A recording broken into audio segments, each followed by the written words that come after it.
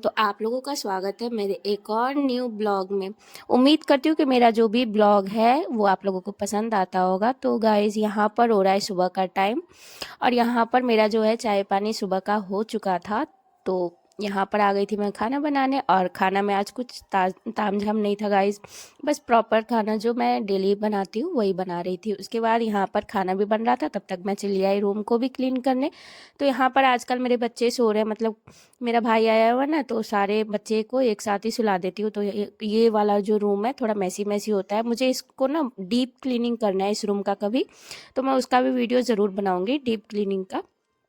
तो यहाँ पर देख सकते हैं मैंने बिछा दिया है ब्लैंकेट, क्योंकि नीचे से भी बिस्तर गर्म रहेगा और छोटे बच्चे सोते हैं तो ज़्यादा ठंड भी नहीं लगेगी। तो यहाँ पर देख सकते हैं मैंने क्लीन कर दिया है बेड। और पता है बेडशीट को अगर अच्छे से बिछा दो तो रूम कितना अच्छा लगता है ना गाइस।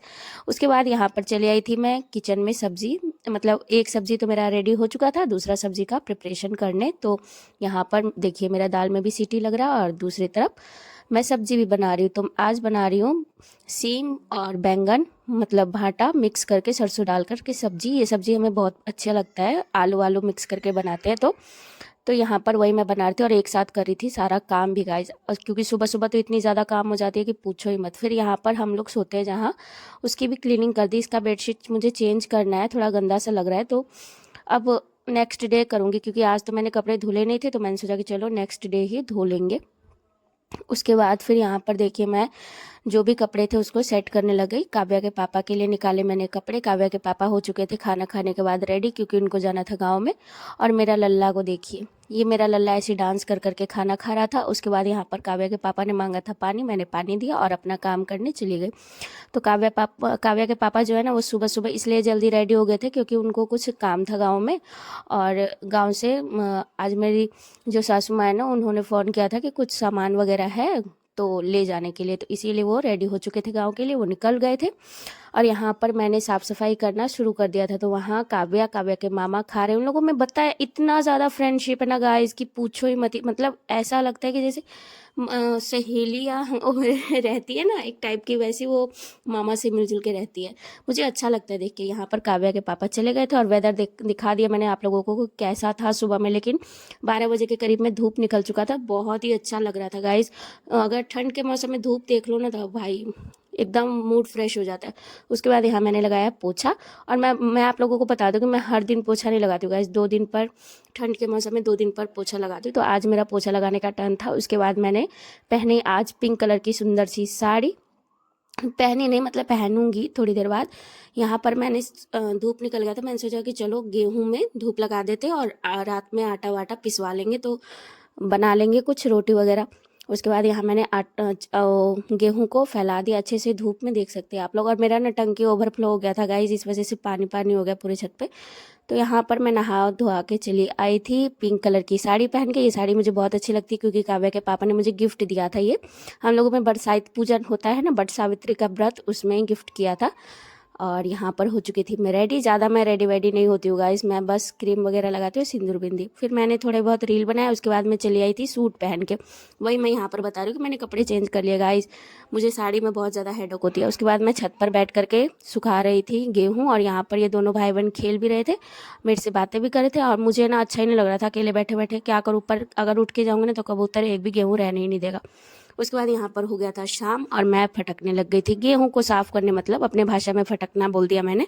उसके बाद मैंने गेहूं को साफ किया और उसके बाद मैंने किया यहाँ पर गेहूं को साफ। और देख सकते हैं यार, पता है गेहूं को साफ अच्छे से करना पड़ता है, वरना उसमें एक भी कंकड़ पत्थर रह जाता है ना तो किचकिचाने लगता है आटा। इस वजह से मैंने, और मुझे ना इतने अच्छे से फटकने नहीं आता है गाइज, फिर भी मैंने कोशिश किया।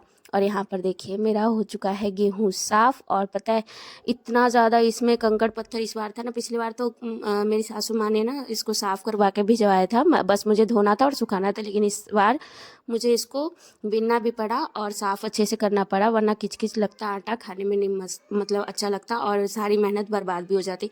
उसके बाद मैंने यहाँ पर चटाई वटाई समेट ली, फिर उतारने लग गई कपड़े। शाम के टाइम हो गया था और धूप भी देखिए चले गए थे, मतलब चला गया था, धूप शाम हो गई थी। तो यहाँ पर मैं ले आई थी सारे कपड़े, फिर मेरा मच्छर जाल गिर गया था उसको समेटा, क्योंकि बच्चे हैं घर में तो उधम मचाते ही रहते हैं।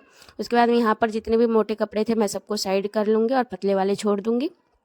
यहाँ पर हो गया था शाम, तो बच्चे बोल रहे थे कि भूख लगी है, तो मैंने सोचा कि चलो थोड़ा सा चावल है दिन का, उसी को फ्राई करते हैं और बच्चों को दे देते हैं। तो यहाँ पर मैं उसी का काम करने लगी थी किचन में। तो यहाँ पर देखिए मैंने चढ़ाया कढ़ाई, और फिर मैं बनाऊंगी बच्चों के लिए फ्राइड राइस, वो भी सिंपल सा एकदम प्लेन सा। उसके बाद यहाँ पर आ गए थे काव्या के पापा, देख सकते हैं गाइस। मैं शाम को ना साँझ बत्ती करने जा रही थी, तभी ये आ गए।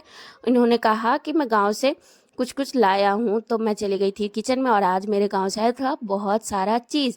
तो पता है क्या क्या आया था, वो तो आप लोग वीडियो में देख ही सकते हो। तो सबसे पहले आया था दूध गाय का, और उसके बाद आया था मिर्च एकदम तीखा वाला, फिर आया था लाई, तिल के लड्डू, चूड़ा के लड्डू और मुरमुरे के लड्डू, लेकिन हम लोग तो लाई बोलते हैं गाइस, तो हमारे लिए आया था गांव से।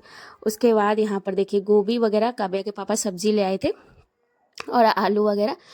तो यहाँ पर मैंने पूजा पाठ कर लिया शाम का ख़त्म, क्योंकि शाम हो गई थी बहुत ज़्यादा, और काव्या के पापा सब्जी वगैरह ले आए थे, तो मैंने सोचा कि चलो उस सबको पहले लगा देते हैं।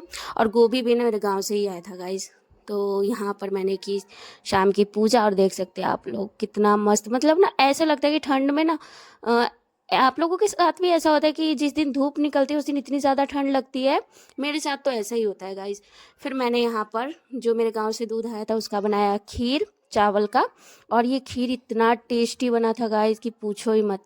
फिर यहाँ पर आंवला उबाल रही हूँ मैं, इसका बनाऊंगी इंस्टेंट अचार, क्योंकि वो अचार काव्या के पापा को बहुत ही ज़्यादा पसंद होता है। यहाँ पे काव्या के पापा कर रहे हैं शाम का पूजा, क्योंकि वो जप करते हैं गाइस। उसके बाद यहाँ पर देखिए ये सारे देख रहे बच्चे टीवी, और ये लोग इतना टीवी देखते हैं। जब से इन लोगों को मोबाइल देना मैंने बंद कर दिया है ना, तब से इतना टीवी देखते हैं। और यहाँ नित्या की चल रही है मस्ती, देखिए देखिए कैसे कैसे करती है।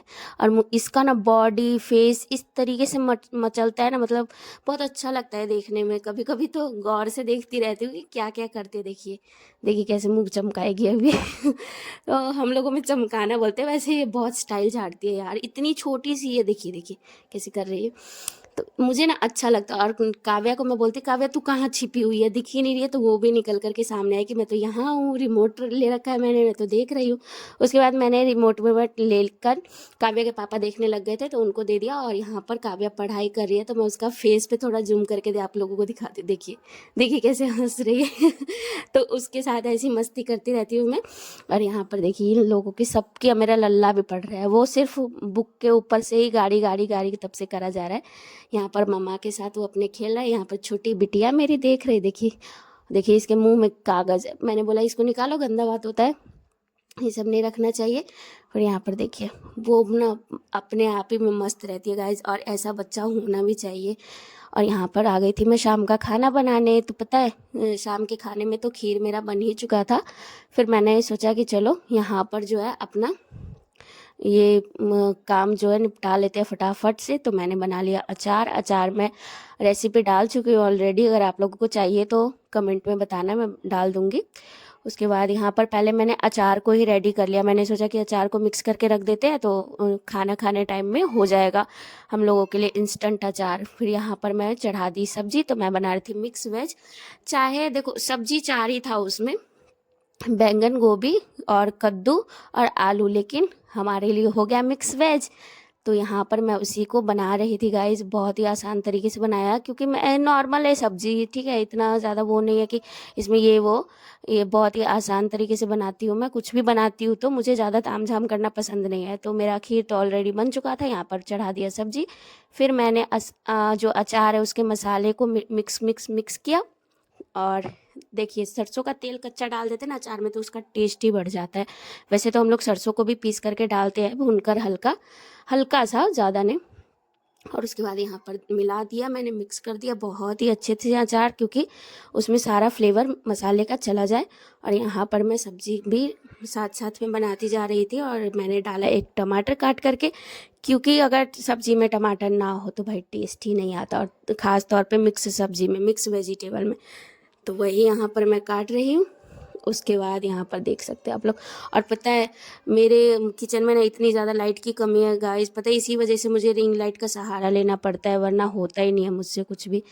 फिर यहाँ पर मेरा सब्जी जो है भुन भी रहा था, साथ में डाल दिया मैंने पानी। और काव्या के पापा भी आ चुके थे, तो मैं उनसे बातें करते करते सब्जी भी बना रही थी, लेकिन वो कैमरे में नज़र नहीं आएंगे, क्योंकि कैमरा मैंने चूल्हे की तरफ कर रखा था, इस वजह से। फिर यहाँ पर सब्जी वगैरह में पानी डाल दिया। देखिए मेरी ये बीमारी तो छूटती ही नहीं है, साथ में मतलब कुछ भी करो ना तो चूल्हा पोंछती रहती हूँ हरदम। पता नहीं क्यों ऐसे मेरे साथ ही होता है कि क्या होता है, पता है ऐसे होता है मेरे साथ कि बेडशीट पे से अगर चादर नीचे गिरा है ना तो भाई मेरा मन होता रहता है कब उसको सीधा कर दूँ पता नहीं, पर आप लोगों के साथ भी ऐसा होता है? मेरे साथ तो हर दिन होता है यार, पता नहीं कौन सी बीमारी ना लग जाए कहीं मुझे ऐसी ओसीडी की। लेकिन छोड़ो, भगवान ना करे मुझे ओसीडी हो बहुत तकलीफ होती है ओसीडी वालों की। फिर उसके बाद मैंने यहाँ पर तलना शुरू कर दिया पूड़ी।